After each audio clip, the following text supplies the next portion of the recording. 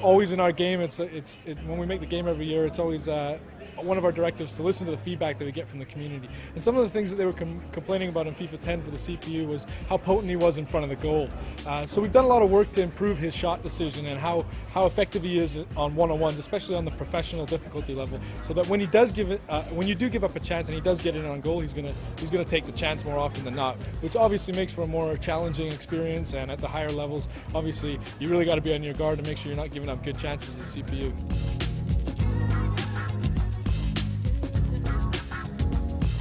As for some new things that I think we're adding, I think we're innovating on the CPU in a couple ways.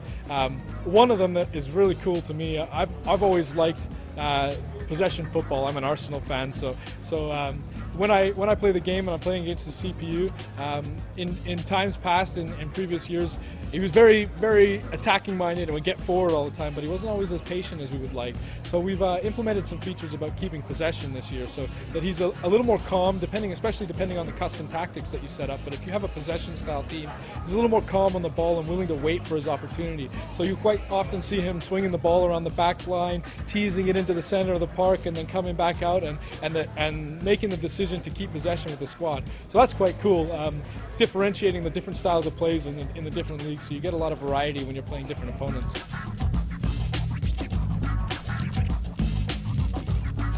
Personality Plus is one of our big features this year, where we're trying to really work hard on the attributes and make players feel like they're real-life counterparts. So this is really cool for us on the CPU AI side of things, because when you're playing against the CPU, better dribblers will do more trying to take you on. We had a feature, or one of the decisions that the CPU has to make is whether or not I'm safe. So as he's dribbling around the pitch, he needs to make a decision: do I pass? Do I continue to dribble? Do I turn away? And one of the ways he does this is he has something that we call a safe zone, where as an opponent will approach him, he'll determine whether he's becoming safe or not. And this logic in past years has been very generic, so everybody's safe zone was relatively similar.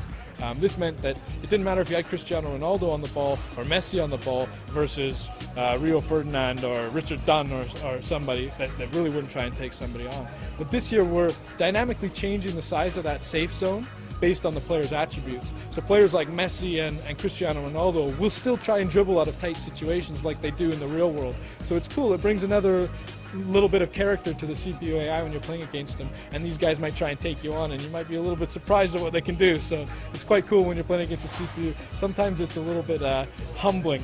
So I'm quite excited about that feature this year too.